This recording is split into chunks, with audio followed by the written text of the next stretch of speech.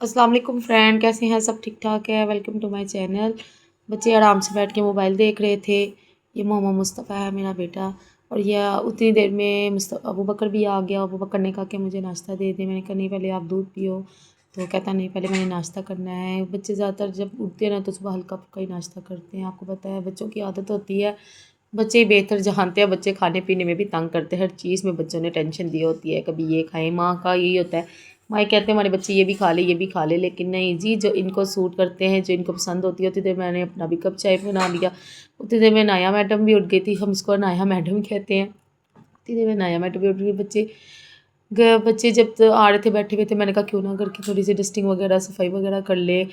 कि आजकल बारिश ही हो रही है ना, हवा आंधी वगैरह आ रही है, तो बहुत ज़्यादा डस्ट वगैरह हो जाती है, जिसकी वजह से बड़ा मसला होता है। सारा घर वगैरह साफ़ किया था, लेकिन जहाँ बच्चे हों वहाँ पे आपको पता है गंद तो पड़ता ही पड़ता है। एक दफ़ा कर ले चाहे दो दफ़ा कर ले, बच्चे हैं बस इस तरह ही हैं। बच्चे जो दूसरे कमरे में बैठे हुए थे आगे। और मैंने फिर पूछा कि अली हैदर, अब बताओ मुझे, पेपर कैसा हुआ है तुम्हारा? तो कहता मम्मा शुक्र है अल्लाह का, बेहतर हुआ है। कि अल्लाह पाक सब बच्चों को ऐसे ही कामयाब अता फरमाए। उसके बाद अनाया के भी कपड़े चेंज किए। कपड़े चेंज करवा के इसको वॉकर में बिठा देती होती, क्योंकि काम सो घर के करने होते हैं, जिसकी वजह से बच्चे बहुत तंग करते हैं। और ये वैसे भी छोटी है ना, तो ये रोती रहती है, इसलिए हम वॉकर में बिठा देते होते हैं कि खुद ही वॉकर चला चला के खुद ही जाते रहे। इसके भी जी कपड़े हमने बदल दिए थे, और माशाल्लाह ये भी बैठ गया था अबू बकर। ये मेरा बेटा है अबू बकर माशाल्लाह। और ये भी तंग करता है, लेकिन बहुत ज़्यादा तंग करता है। उसके बाद ये जी अपनी बहनों को अप्पा करने आ गया था। उसको पता लगा मेरी बहनों ने भी कपड़े चेंज कर लिए, तो उससे प्यार करने के लिए आ गया था।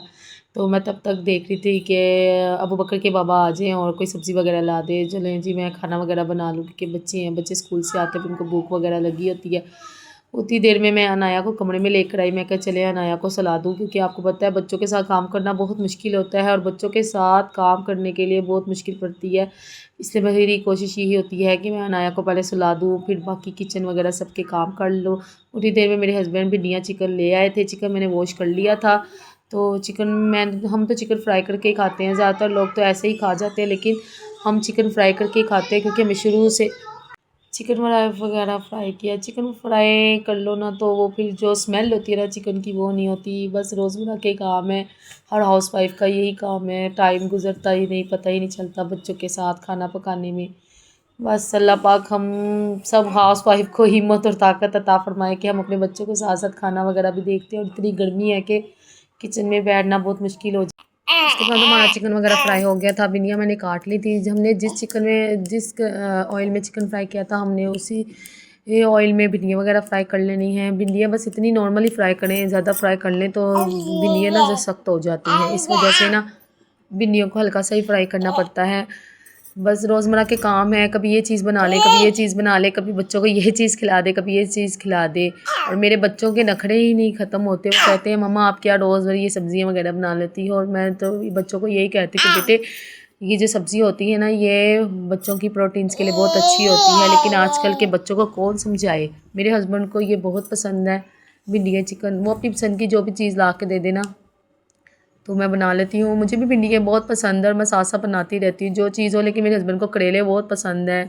कुछ ऐसी सब्जियाँ जो मेरे हस्बैंड को पसंद है, जो मुझे नहीं पसंद है, लेकिन हम आपस में हो जाते हैं, कॉम्प्रोमाइज़ कर लेते हैं। इसके बाद लहसुन अदरक का पेस्ट, ये बहुत सुकून है। अगर आपका मुझे तो फ्रेश लहसुन अदरक का पेस्ट बहुत पसंद है, और मैं फ्रेश ही सालन में डालती हूँ, और मुझे बहुत सुकून होता है फ्रेश डालने से। उसकी खुशबू भी आती है। जो फ्रीज़ किया होता है ना, उसमें पानी हल्का सा होता है, और मुझे जो मैं हाथ से ये फ्रेश मैं करती हूँ ना, तो वो सही रहता है। उसके बाद अगर आपके टमाटर फ्रीज़ नहीं हुए और आप चाहते हैं कि आपके छिलके टमाटर के उतर जाए, तो ये बहुत इजी स्टेप है। आपने 5-10 मिनट के लिए हल्की आंच पे ये अपने टमाटर डाल के रख देने हैं, और टमाटरों के छिलकों के ऊपर आपने नमक डाल देना है। देख लें बिल्कुल ईजीली आपका ये टमाटर का एक एक छिलका अच्छी तरीके से उतर जाएगा।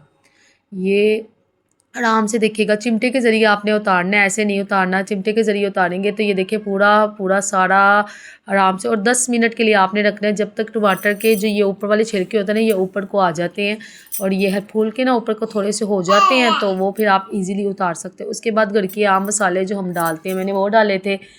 तो और अगर आपने खटास करनी है, तो कुछ तो लोग भिंडियों में ना अम्बी भी डालते हैं, लेकिन मेरे पास अम्बी नहीं थी, तो मैंने स्किप कर दी, मैंने अम्बी नहीं डाली। लेकिन मसाला अपने अच्छी तरीके से मसाला आपका तैयार हुआ हो, तो वो बहुत अच्छा रहता है। उसके बाद हमने चिकन डाल देना है, क्योंकि चिकन हमने फ्राई तो कर लिया था, लेकिन चिकन को भी हमने अच्छी तरीके से इसकी जो कच्चापन होता है ना वो नहीं अभी ख़त्म हो, इसलिए हमने थोड़ा सा ना इसको मसाले में भून के हल्का सा पानी डाल के तो हमने इसको हल्की आंच पर पकने देना। उसके बाद जब ये अच्छी तरीके से हो जाएगा तो उसमें भिंडियाँ डाल लें। भिंडियाँ वगैरह डालने के बाद हल्का सा आपने बीच में ना धनिया डालना है। थोड़ा सा ना वो धनिया जब आप डालते हैं ना तो धनिया डालने से ना ये होता है कि धनिया जब डल जाता है ना तो वो हल्का सा टेस्ट जो होता है ना बहुत मज़े का हो जाता है। अगर आप खटासपन चाहते हैं तो कुछ लोग नींबू भी इस्तेमाल करते हैं, कुछ सिरका इस्तेमाल करते हैं। तो अगर आप ना नींबू हो तो ना आपके पास अम्बी हो तो आप थोड़ा सा हल्का सा सिरका भी डाल सकते हो, उससे भी बहुत अच्छा टेस्ट आ जाता होता है ना सालन का। ओके जी, मैं फॉलो कर ले।